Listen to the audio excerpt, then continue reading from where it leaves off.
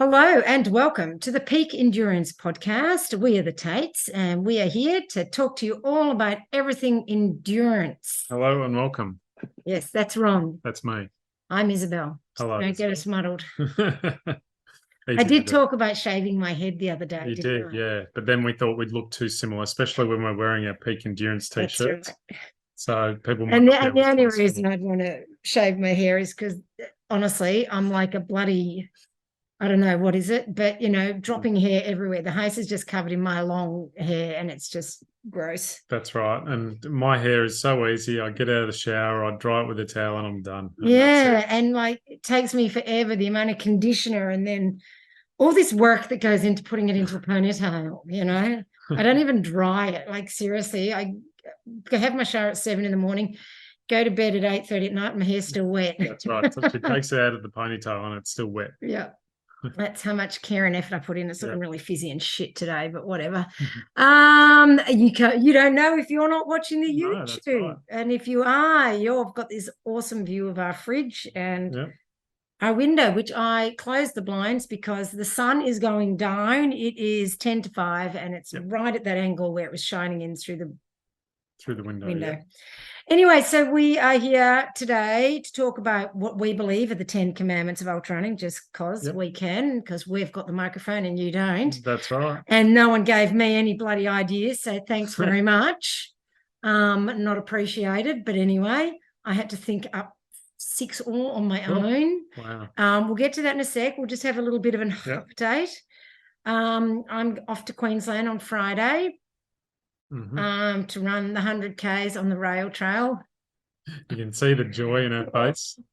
I mean, I'm sure it's a great race and lots of people love that sort of race. It's just not the kind of race that I love.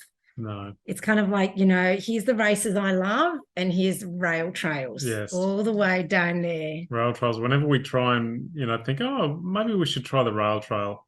We're generally disappointed just because it's just long and you can see it for a long way. And I don't know, it just doesn't float my boat, quite frankly. I prefer the hills, and we sort of got out semi-hills again on Saturday, and I was so much happier. Yes, there was no whinging and whining. We had happy Isobel on Saturday. Yes.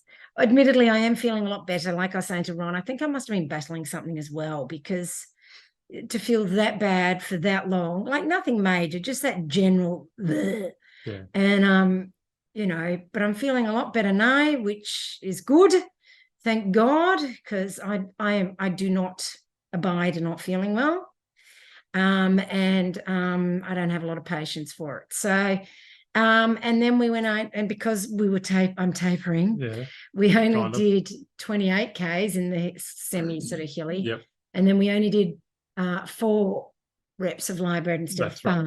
Instead of 5, so yes, we did. So I think I did it 14 Ks, and it was only 13 Ks on Sunday. 13 was it? 13 and just over 1,000 meters. Nearly 1,100. God, that sounds good. Nearly 1,100 meters climbing. So not bad. So my week last week. Sorry, I'm looking at Strava. I did.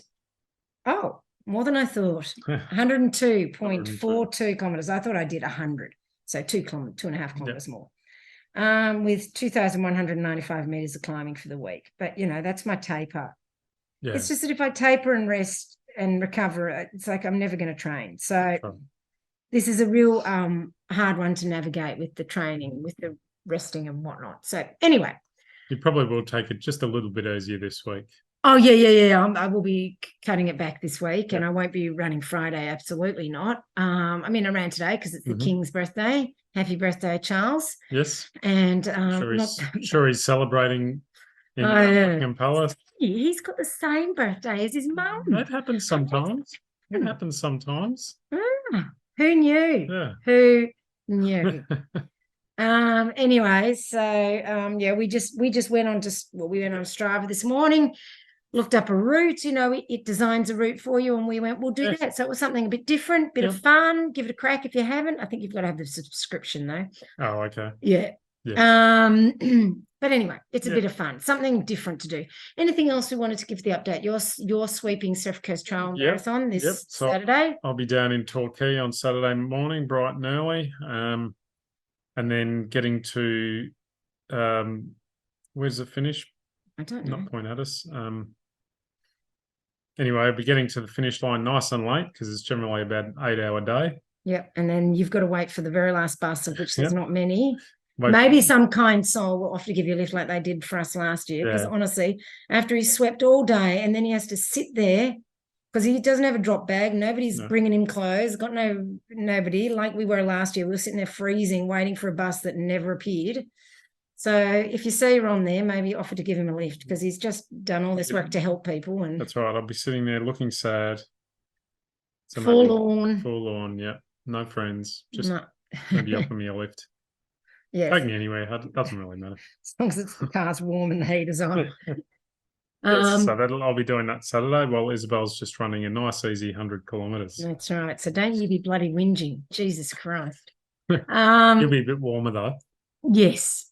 But it starts at 10 a.m. No. What the hell is with that? We've been looking at the next. And yes, the next couple of races. November plans. Oh, is that the next couple of races? We've got this one, which Isabel will be starting at 10 o'clock in the morning. That is the afternoon. Yes, which means probably around a midnight, possibly later finish, depending on how things go. And then the next race we've got is Ultra Adelaide, where we have to get up and catch a bus before 4:30 in the morning. So 4:20 the bus is. So we'll be getting up at like 3 o'clock in the morning to get ourselves there for the bus. So that's going to be a real kick in the pants. Oh, that sounds awful. And then we were looking, the Marysville Marathon Trails Plus event has come out. Yep. And that means I don't have to go to Western Australia. Not that there's anything wrong with Western Australia, but I'm going there in January. There's the only one race in Australia of 100 Ks in January, and that's in Western Australia. And it's just a lot of money. Like, we're going to Europe soon. I'm going to Queensland this week. This is costing me a bloody fortune. I'm slightly regretting my choices, not because of the 100 Ks, but because of the cost. And so it means I won't have to go do the Feral Pig Ultra, although I really, really wanted to do it. It'll save us some money, or me at least. And then so Marysville Marathon, but it starts at 10 p.m. at night. Yeah, so because we're going to go the in-betweeny wave, like not the slower wave, but not the faster, because I don't want any pressure for time. We'll go. That'll start and run through the night. And because it's a 2-lapper, or it's a 2-loop, not 2-lap, 2-loop. Yeah, so we'll be going through the Proclamation Park at around about the same time that the other 50K is, the actual 50K race is starting. So nothing to give us a pep in our step than seeing the fresh people sprinting off in front of us. Right. Or sprinting past us. Yeah.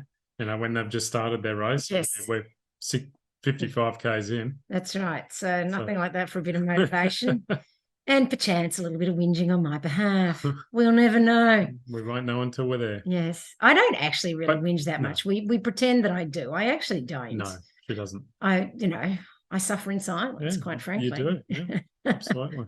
No, but everyone has bad moments, and they're really the moments you remember the most. They stick in your mind, unfortunately. And so, I'm sure it'll be an awesome day. Yeah, so so far that'll be our November. Yeah. Yeah, so we need to enter that soon because the prices will go up.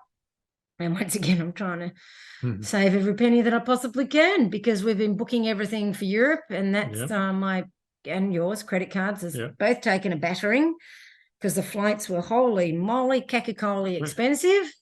But I want to visit family, and I want Ron to meet my friends and family overseas. So this is what you do when you are an immigrant. I don't know. You're not Australian. Sometimes you just got to go back. I almost said home, quite frankly. The truth, probably go home and visit. So that's what we're going to do. And it's especially important for me because I have pretty much no family here in Australia. So yes, I know it seems like we're spending a lot of money, but sometimes family is more important than money. Yeah. Absolutely. And fitting in a couple of nice little races. And we're going to fit in going to Chamonix to see the start of UTMB because, of course, I've got some friends, a Canadian friend, she's doing the race. One of my clients, no, a couple of my clients are doing the CCC. And the woman I met when I went to do UTMB when I stayed at her place, she was actually an Aussie, the place that we stayed at. She was so lovely and her husband was so lovely and I want to visit with her. So there's actually a few people that we want to see. Yeah. You know, so yeah, we'll be hanging around, you know, the start finish area. We'll probably go for some nice jiggy jogs in the area. Obviously, we're not staying in Chamonix. We left it a bit late, and B, the prices are like $6 bajillion. So we're staying in some. It'll be a minimum half an hour train ride. No, it's a half an hour, I think. Yeah, but we've got to get to the place first. We've got to get a bus and then a train, and so it's going to be a bit of a. But, you know, we're going to save probably $2,000 in inflation. So, that's right. And, you know, we could run there. Yeah, we could run there. You know, and then you could piggyback me back after I've had my fondue. That's right. I don't think I'd be running after all that cheese. No, that would be good. When my daughter and I were in UTMB, that we're both lactose intolerant, but we went screw it and we went out for dinner and had the fondue, and the walk home was the most unpleasant walk home. We were both practically crying. We felt so sick. And we shared a room and it wasn't pleasant. Let's just put it that way. There would have been no flies left in there the next morning. And it was all her. Yeah. She's gross. So, but we've got to try the fondue. Like, definitely. You know, I love the fondue in Switzerland. I have to admit. We'll be in Switzerland twice over the trip. We'll be there. I love Switzerland. When we first get there, early early September, we'll be in Switzerland, and then we'll be going back again at the middle. Yeah. After Paris. Yep. So anyway, it's going to be the whistle stop tour of Europe. It is because after Chamonix, we'll be heading on to, at this point, we're looking at heading on to Prague for a visit. Because I've always wanted to go to Prague. It's meant to be a beautiful, beautiful city, very historic. And then we're going to go to Budapest. Budapest for a couple of days. And then Vienna because the next race is in Austria. Yeah. And then we'll quickly give it back home to Beepless in Germany, a little village. And then probably just for a day, basically, a day or two, and then Erdet, mate. Tante Erdet will take us to Frankfurt. And just off we go. That's it. Auf Wiedersehen. I can't wait. So I've got a full itinerary. Very full. We'll be going to Belgium too. I've got a friend over there. She was a girl that came and stayed with us as for 6 weeks as an international student once. Yeah. And we've stayed friends. So, you know, lovely girl. And we get lots to do. So we will do don't worry. Whether or not we keep up with the podcast, I don't know, but we will definitely be doing lots of lives on Insta and lots of videos and reels and keeping everyone updated. We should try to do the podcast. I'll be taking my computer. It's more the speaker. I'll take the camera. That's easy enough, but the speaker's a bit big. Yeah, and heavy. And that's the issue. That's the issue. You know, I mean, I used to do the podcast just with the laptop microphone and camera. The camera was a bit dodgy, but you know, the microphone's okay. You know, it's not as good as the Blue Yeti, but you know, needs must and whatnot. So that's the plan. That is the plan. Now, don't forget my last uphill downhill training clinic is on the 16th of July. 10 spots only. So yes, and if you are entered into GSER, I'll post in GSER that the group there for people who've entered on Facebook and give you a 15% off discount code just for people who have entered into GSER for this year. Okay, so I will do that. Write herself a note to remind herself. Right. And GCR is definitely the sort of race where poles are an absolute advantage. Yes, you need them at GCR. Anyone that says, you know, the poles won't help you at GCR is telling fibs because it is tough, technical, steep. Heck, I was using poles at bloody coast to Cosy. Yeah. And that's not even that hilly, really. No, but that sometimes fatigue leads you to need poles when maybe you normally wouldn't. So don't underestimate the power of poles is what I'm getting at. Yeah, eventually you don't just have to do hilly races. When you've gone far enough, poles will help in any. Yeah, it's like your little walking frame. Yeah, that's right. Yep. So yes. All righty. Now we're going to get on to the 10 Commandments. I bags go first, so you don't steal mine. Now what we've done is we've both come up with lists. Yeah. Of 6 or 7 each, and hopefully we can make 10 different ones out of that. We haven't. This is a proper list, like with numbers. And we haven't actually told each other what we've come up with, so there probably will be some doubling up, some overlap, but that's okay. Yeah, we might at the end have to make up 1 or 2 on the fly if we've come. I'm sure we can think of something similar. We should have been drinking wine. There we go. Yeah. All right. I'll go first. Okay. You may have this one. Number 1. Thou shalt train with poles if you are racing with them, in brackets, but also train without poles. Okay, right. So we're going to talk about each one first. We're not just going to. I thought you were about to. No, I was just saying that's not one that I've got. So, and it's related to my poles clinics, which are now overall uphill and downhill, because I want to talk in those clinics about how to run effectively and safely up and down. We used to mainly focus on poles, but then we started introducing a bit more other stuff. And now, the more I think about it, the more I want to do a bit of that as well. Yep. But if you're going to be using poles in your race, use them in training. Mm-hmm. Don't just teach yourself how to stow them and carry them for the entire race. It's dead weight. Why the hell would you carry them that way if you're not going to bloody use them?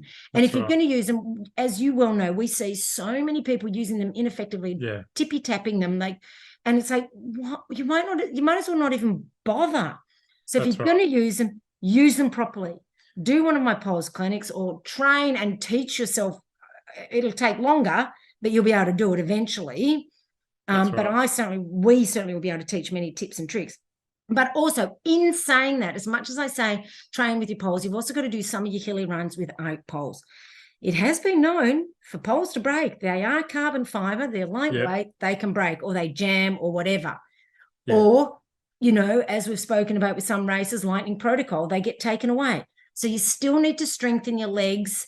And that's what we teach, is the different techniques to climbing without poles that you can use, right? So you've got to train without them as well. There is a different leg strength, because obviously your legs get stronger without the poles, because clearly the poles help you. Yeah. So train both. Don't just train one, but you must train with the poles. Do you have anything you want to add to that one? Especially if you do a clinic of some kind, whether it's Isobel's or whether it's someone else's or something else you do online, you still have to practice. Oh God, yes. And people who've done my clinics, I tell them, you need to practice, like even almost as soon as possible. Yeah, that's right. You can't just read something online or see a video of it and then you're an expert. It just, there's too much. You have to be learn by doing. Yeah, learn by doing. You have to, there's so much involved with it. The funny thing is that the hardest thing people find is coordinating their feet and their hands. And which is why people use them ineffectively, because they can't coordinate it. They're not using them properly. That's right. And they're expensive. So you want to actually be able to use them. Yeah. Like they're an expensive thing to carry around, and expensive in weight and expensive in dollars. Yeah, that's right. Yeah. All right. Yep. All right. Number two. There are no training hacks. Nothing beats hard work. Oh, I like that one. But you should have said, thou shalt not. Oh, sorry. Or thou shalt not employ training hacks. Thank you. That's more religious. Nothing beats hard work. Everyone wants to do a shortcut. That's right. The magic pill. You watch clips on YouTube and whatnot. Oh, geez, that looks easy. Oh, that takes the hard work out of it. Yeah. Nothing beats getting out there and doing the hard yards. You're 100% right. You can't fudge the figures if you're not training. Think about doing the training or have the written plan. I can look at the plan. Yeah. That means I've absorbed the kilometers, does it? That's right. Yep. That's right. So nothing beats getting out there and putting in the hard yards. So getting up early in the morning if you have to train before morning, and if it's raining and if it's cold, you suck it up like a princess and you get out there and do it. If you come home from work and you're tired and it's raining and it's cold, you suck it up like a princess and you get out there and do it. I actually wrote that one down, or stopped to make a note of that one as I was running up a hill. Yeah. Because I was thinking to myself, you can't nothing beats hill training like hill training. Yes. You know? And yeah, that's a reel that I've got coming out this week, actually. Okay. Yeah. Where I talk about the thing that makes you strong for climbing hills is climbing hills. Yes. That's right. I mean, I'm a big proponent of weights and they do help. But the rule of specificity is to train for hills, you've got to train on hills. Yeah. So strength work absolutely helps, but nothing replicates the real deal. But you are right. That's a really good one. I like that. Thank you. I think you've probably got better ones than me. I don't know about that. All righty. Thou shalt train your gut. Okay. Have you got that? I've got something similar to that. What did you put? Well. Or you don't want to say it? No, one of them is remember to take in calories during the race and in training. Yep. All right. Well, thou shalt train your gut. So, and when we say thou shalt train your gut, not just one little tiny little muesli bar, but, you know, go back to, I can't remember which podcast it was, way back in the beginning, I spoke to that guy, and I can't remember his name, so it's really helpful.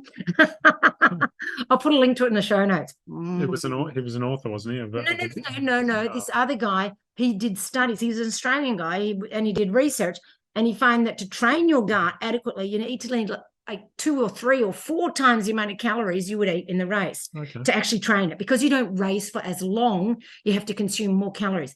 Now, what that does is for a lot of people is they get worried that, oh, all those calories, I'll put on weight. What are you training for? Are you training to lose weight, or are you training to go really well in your race? That's what you need to decide. Am I training for aesthetics or for performance? Which one is it? And if it's for aesthetics, sure, don't eat. Although that's not necessarily health. I'm talking just aesthetics. If you're training for performance, train your gut, which means you have to eat. Yes, I agree with occasionally doing a bonk run, which is where, you know, you might only eat for half of it and say the last 20 Ks you don't eat anything and you get yourself hungry and you get used to that feeling. That's fine. But most runs, you need to train it, you know, and eat. What do you think, Mister? You never eat unless I go, have you eaten? Have you eaten? Have you eaten? I think the Killian method seemed to have some kind of, you know, and we watched we watched YouTube clip, a Rich Roll interview of an interview with Killian Jornet. And he was telling the story about how one day, just to see what would happen. He decided he would do 5 days of training without eating at all for 5 days. And he goes, obviously it's his English, but he goes, oh, and then I passed away. He passed out. He meant passed out, but I was thinking, I probably would have passed away after 5 days. Because I'd have killed you because you'd have been so hangry. 5 days of training. Please don't do that. Just to see what would happen. And this is the thing, there are anomalies.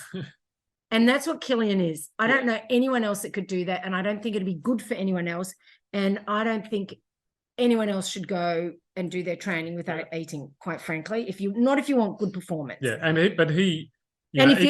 He says, he'll do, 10 hours out on the with no food or water. And that's fine for Killian, but I would not recommend it for other people. And I know there are people out there who go, oh, I can do it. Yeah, but you're not getting the best out. You're not getting the best out of yourself. Yeah, you might still be a really good runner, but imagine how much better you could be. And I know that was a game changer for me when I was aiming for my sub 3 hour marathon, when I went and saw a sports nutritionist like what I am now. And she helped me so much, and I got to eat more, and suddenly I was eating more, but I lost a bit of weight, even though I was eating like way more. My performance went way up, and I felt so much better. And that's when I've realized, after that, when I wanted to become qualified as well, because I realized how important it is to have the correct nutrition. And you need to train it. You can't just go, well, I'm just going to eat all of this in the race. You have to train the gut. It doesn't, it's like training any part of your body or any system. You've got to train it. I agree. Yes. All right. Number 4, thou shalt train for thy race. Practice your race strategy. So it's similar to eating, but I'm thinking more like if you're doing a track race, a 6-hour track race or whatever, train for your run walk strategy. Yep. Train for when you're going to have a break, or when you're going to have, similar to what you were saying with the food that Yeah. you're going to take and when you're going to have that food. Yeah, yeah. So yeah, train like you're And, in and the if, race. if it's a hilly race, you train with your full pack. Yeah. You train with your poles like we were talking about. So Yeah. mimic your race in your Yeah. training. Is Yes, that kind of what you're at? That's what I'm getting at. Yeah. Yeah. Which I'm a big proponent for, like, because there's nothing worse than rocking up to a race and going, holy crap, this pack is heavy. Yeah. Or whatever it is. Or what we did that time when you had entered the backyard ultra. So we went out I did that. and did the training. And that's when I went, I'm not doing this race. You tried it. We did it for, what was it, 10 hours. And I went, this is horrible. No, I definitely don't want to do that. No way. That is not my idea of fun. And racing needs to be fun. And I get it that some people enjoy it. No, I don't get it. But I appreciate that some people enjoy it. But it is totally not my, like, nah. Yeah. Nah. Every fiber of my being hated that 10 hours. Yeah. Yep. So, yeah, so sometimes it's good to do that because then you go, oh, no, this isn't for me. Yeah. You know, it's not all race formats are for everyone. And when I was training for my 24-hour track race, I would do 60-kilometer runs on the track with my, right from the start with my run walk strategy, which was, 13 minutes running, 2 minutes walking. Yeah. And then at the end, for the last 5-10 minutes, I think it was sometimes 5 minutes, sometimes it was 10 minutes, depending on how I was feeling, I would pick up the pace and sprint for the last bit as if it was the end of the race. I mean, I didn't end up doing that in the race. I did. It felt like I did, but oh God, I wasn't. But, just trying to get used to that feeling of pushing when I was really tired. So, doing those sorts of things helps. Yep. And that was trying to be my strategy of pushing even when I felt shit. Yep. Yeah. So yes, good advice. Very good advice. Thank you. Okay, number 5. 5 is thou shalt, actually, and I've got here, thou shalt train with your full pack, so I won't do that because that was in your thing. Yeah. Thou shalt taper properly. Okay, now the reason why I say this is I know some people go, oh, it's race week, I just won't run. I won't, I'll just rest. Rest and take it easy. Or the other extreme, which was me when I used to do mountain biking. Oh, shit, I better keep training hard right to the end. I don't want to lose any fitness. There is a fine line between them. You've got to reduce volume, but keep some of the intensity. So you still reduce the volume of the intensity and you reduce the volume of your runs, but you don't stop the consistency. You still run every day. It might only be 5Ks or 6Ks, and you keep some intensity. I still give my clients 2 speed sessions in the last week of their before their race. It's maybe 6Ks and in total of including warm up and cool down. So it's not an epic run, but it keeps the sharpness.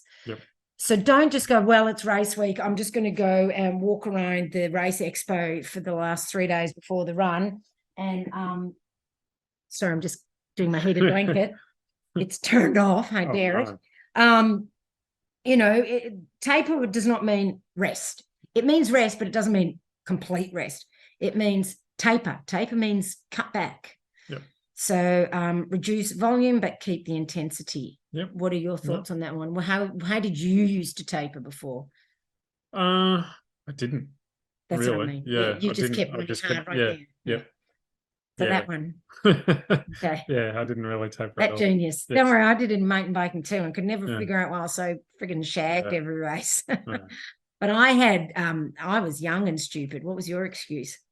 You weren't young. I was like early 20s. Dumb and stupid, maybe? I don't know. Yeah. All right. Number 6. Focus on the race terrain. Thou shalt focus on the race terrain, but don't ignore other terrain. My point is, if you're doing a mountain race, if that's what your focus is, then you need to get into the mountains to train where you can, but don't completely ignore flat running. Or flat speed running, sessions. Yes, because whatever a lot of trail runners go, bitumen's boring, that statement, I'm only going to run trails. Well, then what ends up happening is you end up slowing down.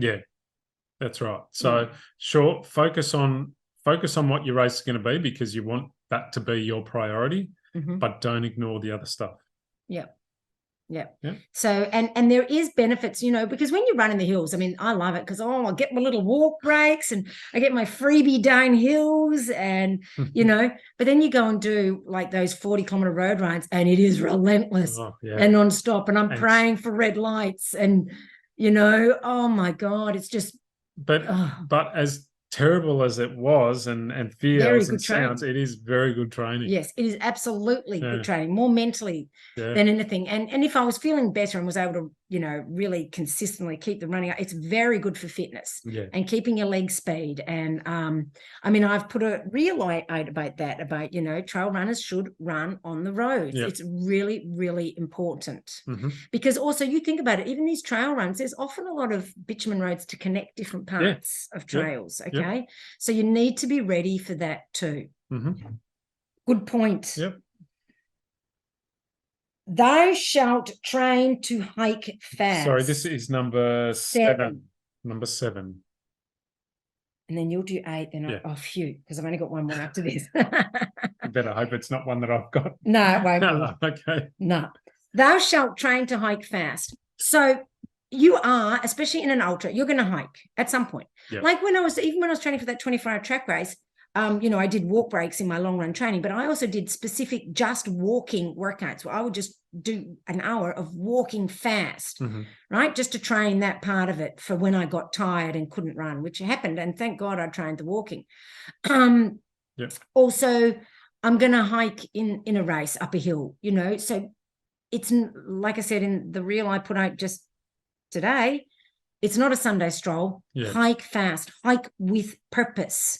I remember on that note, one of the we'd only just recently started dating, and I went out for a run with you and Nikki on the Warby Trail. Yeah, and we'd be running along and everything's fine, and then we'd start, you know, we'd do a walk break. That's right, and I couldn't keep up. I had to start running again because I couldn't keep up with you two walking, and my legs are like twice as long. Yeah. So you know that says it. And what it does is it rests the muscles and the mind, the running muscles and mind, right? So, by walking, and then you start running again, and it's like those muscles have rested. Okay, the running muscles have rested, so it gives you, it enables you to maintain a faster pace overall. And Nikki has timed herself going up Mount Donna Buang, doing run, walk, and just run, and they were both the same pace. Right. They ended up being the same pace, even though she was doing walk breaks. So we always do walk breaks up there because 17K uphill running is mentally daunting, let alone physically. So we always do the run walk because that, and you've done it with me and you quite enjoyed doing it like that, didn't you? But train the walking because there's walking and there's walking. Yeah, that's right. You know, but you've got to walk fast. Once again, in this clinic, we'll be talking about walking fast up hills. So, and I will, for all those people who are non-Victorians, I am creating an online course, so to speak, on all these sorts of things. We've done lots of videoing for it. It won't be too expensive. Obviously, you've got to pay for it. It's my time and my work and my expertise. Expertise, you know. I know a lot of people think coaches should give everything away for free, but I've got to make a living too. But it won't be, you know, huge. But obviously, like I said, nothing beats being in person. So if you can come in person, do. But I am creating something for online as well. But yes, train your hiking, even if it is a flat race, because like seriously, this 100Ks on the rail trail, I'm going to be hiking at some point. Just to give those running muscles a break and to give my mind a break, and great time to eat. If you struggle when you're running to eat, the walk breaks is when you eat. Yeah, that's I definitely can't run and eat at the same time. I can barely walk and eat at the same time. But the only way I can eat is while I'm walking. So you will overall, once again, like I said, have a faster pace. And if you have to stop to eat, that's a big drop in your pace. Perpetual forward motion is the name of the game. All right, number 8. Number 8. Thou shalt rest like a champion. Oh, I like it. See, isn't that funny that I didn't put rest in it? You're right. It takes grit to rest. Oh, yeah. One of the most important things in a training program is rest. the only way to recharge batteries properly.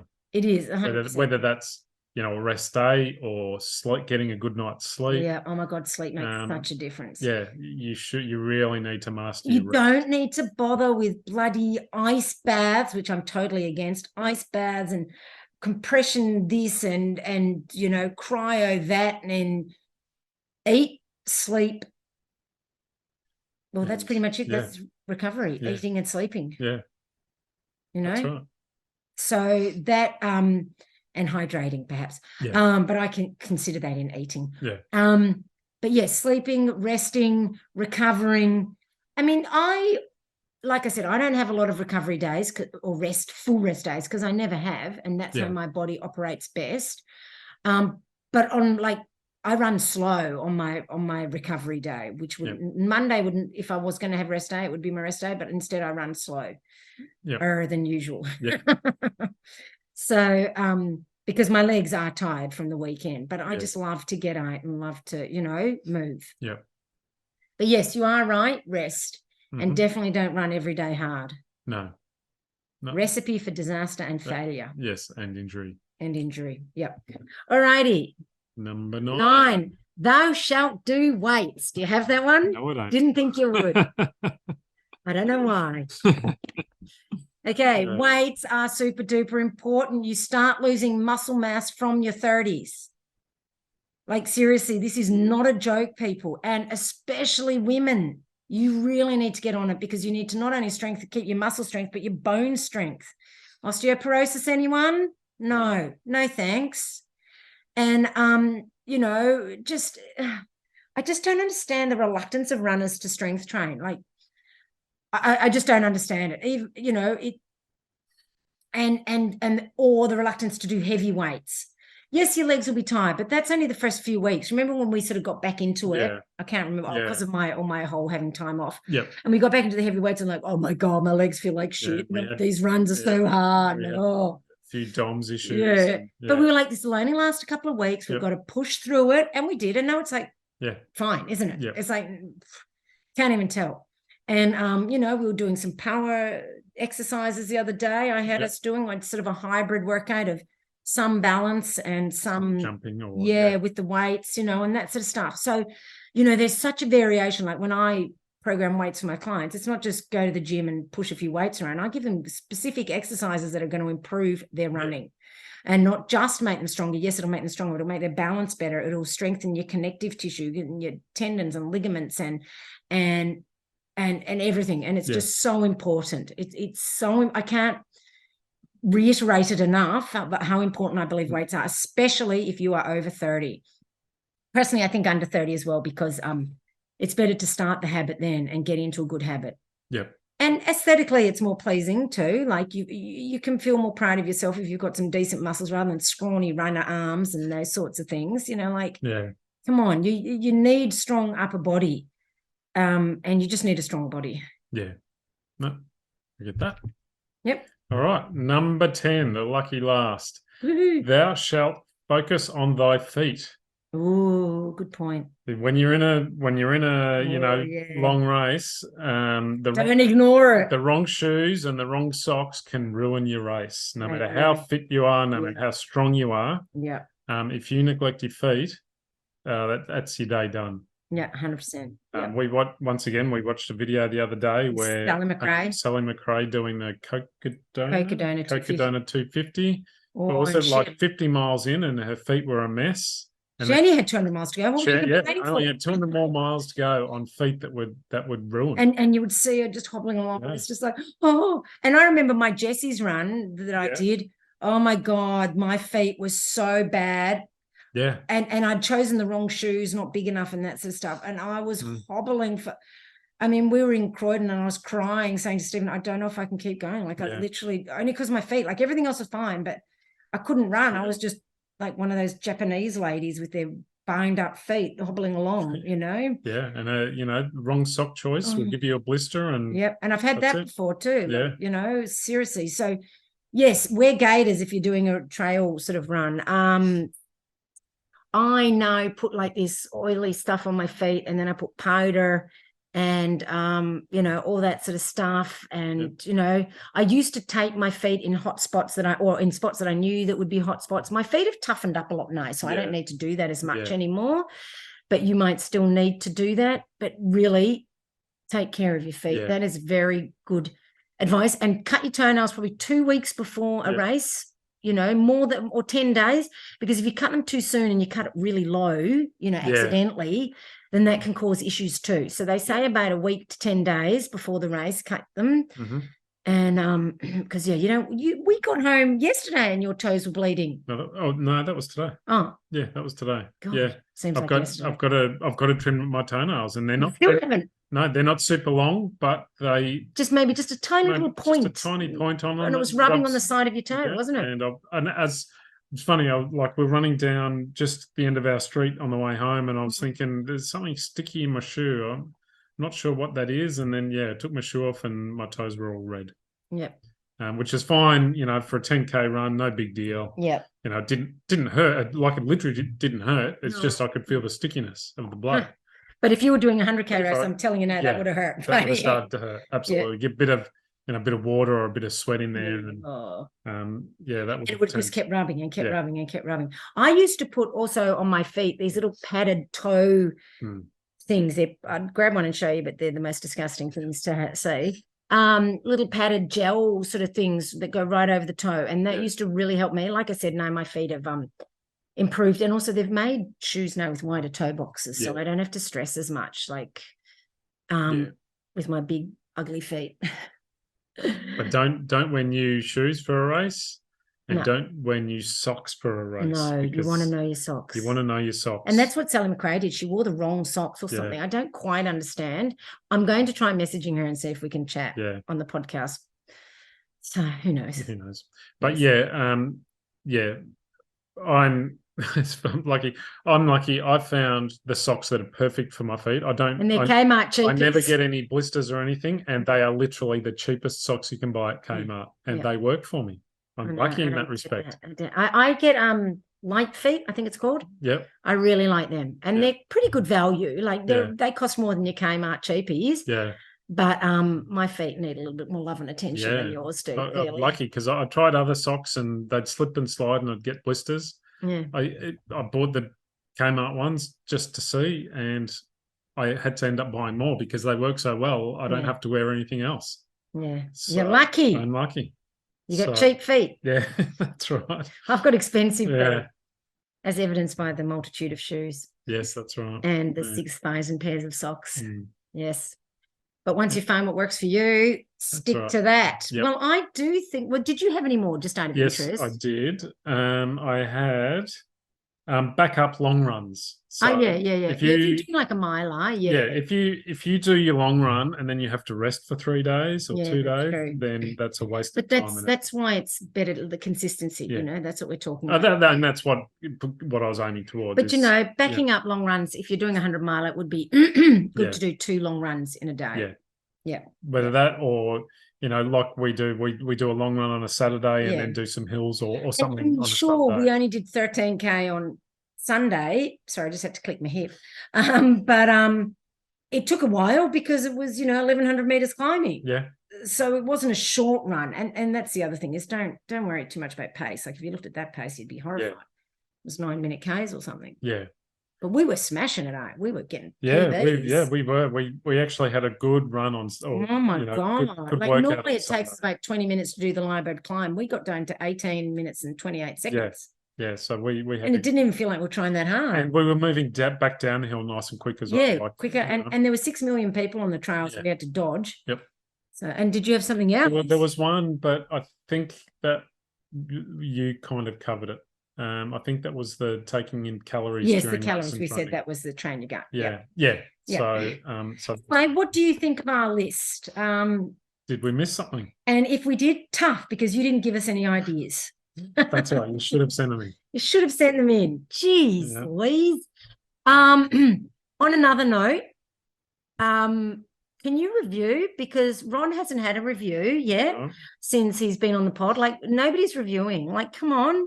We put in every week, we make this podcast and then do all the other stuff. 2 minutes. 2 minutes. Come on, guys. Show us some love.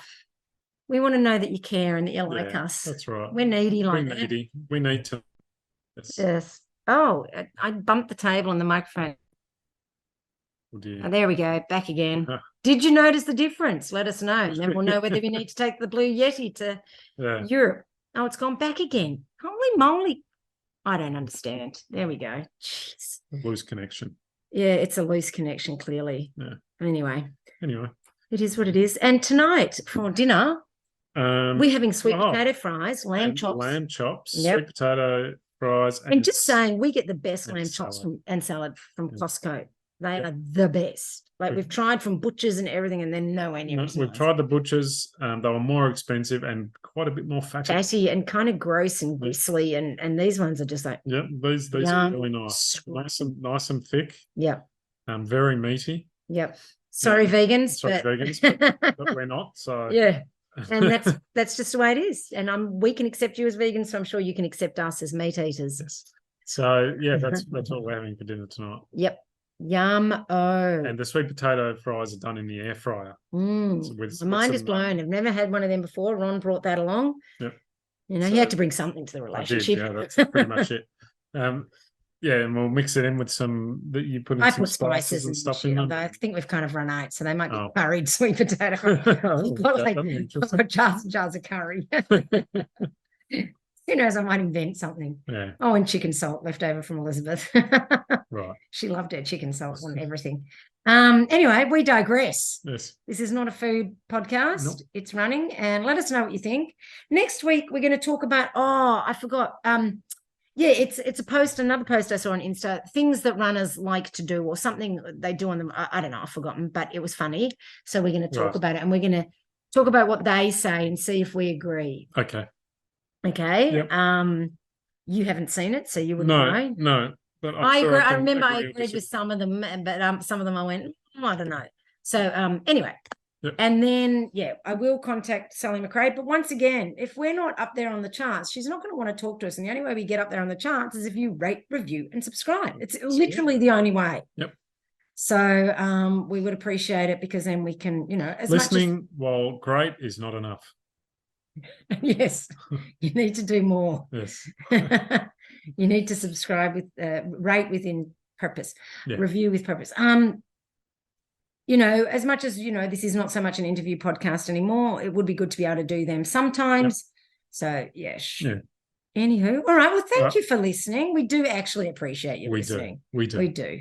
I like to look and see how many listens we've had and that sort of thing. And, and we like to hear from people who say, I was listening to your podcast the other day, blah, blah, blah. That does give us a lift if we see people. So if you do see us out there, say hi. Yeah. We always love that. Even if, just yell it extra loud for me and the deaf ear. And that'll do for tonight. That's it. And that's all. That's it. And that's all. If you watch Fubar, you'll know what we're talking about. All righty. Or apparently Throw Mama from the Train, which we've seen. Yeah. Or I've seen, but I cannot remember because it was like 500 years ago. Anyway, once again, we digress. Netflix. Living the dream here. Yep. Well, that's all we can afford to do at the moment with our Europe trip coming up. Netflix is getting a real workout. Oh, yeah, it is. All righty, have a good one, everyone. Let us know how your runs are going. Let us know what you think of the podcast. Give us some feedback. Give us some whatever. And we will catch you next time. Okay, bye-bye. Bye. Oh, what happened? There we go. Almost missed the stop button. Bye. Bye.